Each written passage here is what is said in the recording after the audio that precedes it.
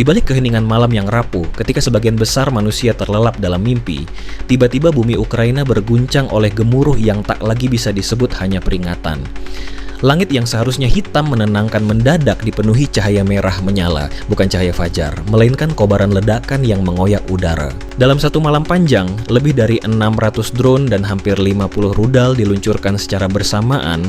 Hujan api yang tiada henti menuruni kota-kota besar, melibas perumahan, menembus infrastruktur vital, dan menorehkan luka yang mustahil dihapus hanya dengan kata operasi khusus. Serangan itu bukan lagi manuver militer biasa, bukan pula sekadar uji coba senjata, melainkan sebuah pesan yang ditulis dengan darah, bahwa Rusia masih mampu mendikte ritme perang bahkan setelah bertahun-tahun konflik. Pertanyaan yang muncul bukan sekadar kenapa, melainkan kenapa sekarang, dan apa yang hendak digapai oleh Kremlin di balik skema besar ini. Sementara Ukraina tercekik oleh alarm yang meraung tanpa henti.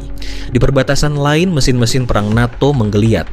Jet tempur siluman F-35 dilepas ke langit timur.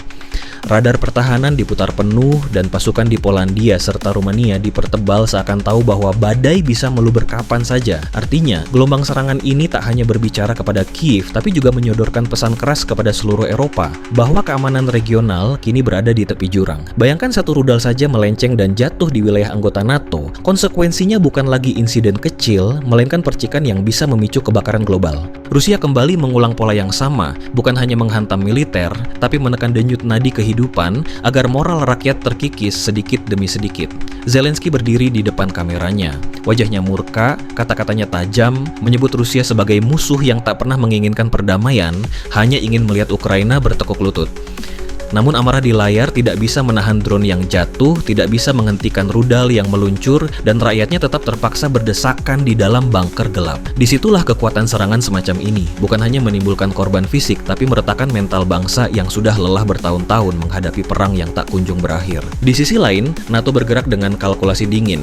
F-35 yang biasanya hanya muncul dalam latihan atau pameran, kini berputar di langit timur. Bagi Moskow, itu bukan sekadar pesawat, melainkan simbol kekuatan Barat yang enggan ditantang. Pesan tersiratnya jelas, garis merah tidak boleh disentuh, namun dilema tak bisa dihindari. Seberapa jauh NATO berani maju? Apakah pengerahan ini tanda keterlibatan lebih dalam, atau sekadar unjuk gigi agar rakyat Eropa tak tenggelam dalam kepanikan? Serangan ratusan drone sekaligus puluhan rudal adalah cermin dari strategi putus asa tapi penuh kalkulasi. Mereka ingin menunjukkan kekuatan di tengah tekanan, menegaskan kepada dunia bahwa meski terdesak, mereka tidak lemah. Namun apa yang dianggap sebagai pesan kekuatan itu justru dibayar mahal oleh rakyat sipil yang tak punya kuasa. Dunia melihat dan dunia bertanya, apakah ini strategi besar yang sedang disusun Rusia atau sekadar ledakan frustrasi dari sebuah kekaisaran yang menolak runtuh? Pertanyaan itu bergema dari lorong-lorong Kiev hingga ruang rapat NATO di Brussel. Bahaya terbesar bukan hanya dari rudal yang menghantam target, tapi dari kemungkinan satu rudal nyasar yang jatuh di tanah Polandia atau Rumania. Pasal 5 NATO jelas, serangan pada satu anggota dianggap serangan pada semua, dan disitulah bayangan perang dunia menggantung. Bukan sebagai fiksi, tapi sebagai skenario nyata yang bisa dipicu oleh sebuah ledakan tak terduga. Dilema juga menimpa Barat. Stok rudal pertahanan bukan tak terbatas. Jika setiap kali Rusia marah lalu menghujani 600 drone, berapa lama persediaan pertahanan Barat mampu bertahan? Pada titik tertentu, yang kehabisan napas lebih dulu akan kalah. Apakah itu Rusia dengan ekonominya yang terkuras? Atau NATO dengan sistem pertahanan yang lelah menangkis tanpa henti? Serangan besar kali ini bukan hanya peristiwa militer, tapi juga permainan psikologis, permainan simbol, dan permainan politik. Moskow seakan berteriak, jangan anggap kami lemah. Namun dunia mendengar teriakan itu tercampur dengan jeritan anak-anak yang kehilangan rumah dan isak tangis para ibu yang kehilangan keluarga. Kontradiksi inilah yang membuat perang semakin berbahaya, karena setiap kali strategi dibungkus dengan kekerasan, garis tipis antara operasi terbatas dan bencana global makin kabur. Eskalasi ini menyingkap wajah asli konflik yang sudah lama membara.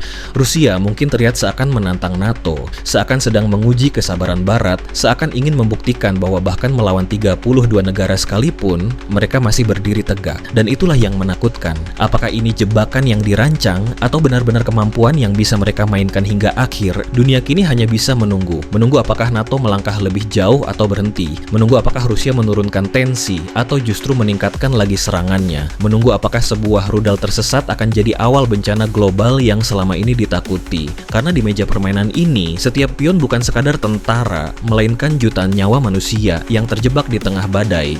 Beberapa pakar internasional memprediksi ada 3 jalan yang mungkin terbentang. Pertama, konfrontasi rendah. Perang tetap menyala tapi dibatasi, Rusia menyerang, Barat bertahan, dan dunia terjebak dalam permainan stamina. Kedua, eskalasi sedang. Satu rudal salah sasaran jatuh di tanah NATO, pasal 5 terjadi. Jet tempur Barat masuk lebih dalam, Rusia membalas dan perang menjadi antar blok yang nyata. Ketiga, skenario tergelap, perang besar.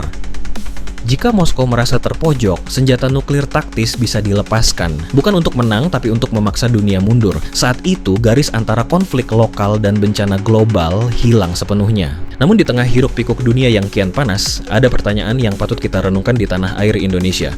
Kita selalu bicara soal netralitas, soal politik bebas aktif, tapi apakah kita memiliki arah yang jelas, strategi yang matang, ketika arus perdagangan global terganggu, ketika ekonomi dunia tertekan, dan ketika poros kekuatan besar semakin keras beradu? Sudahkah Indonesia bersiap jika kemungkinan terburuk benar-benar datang? Ditunggu komentarnya.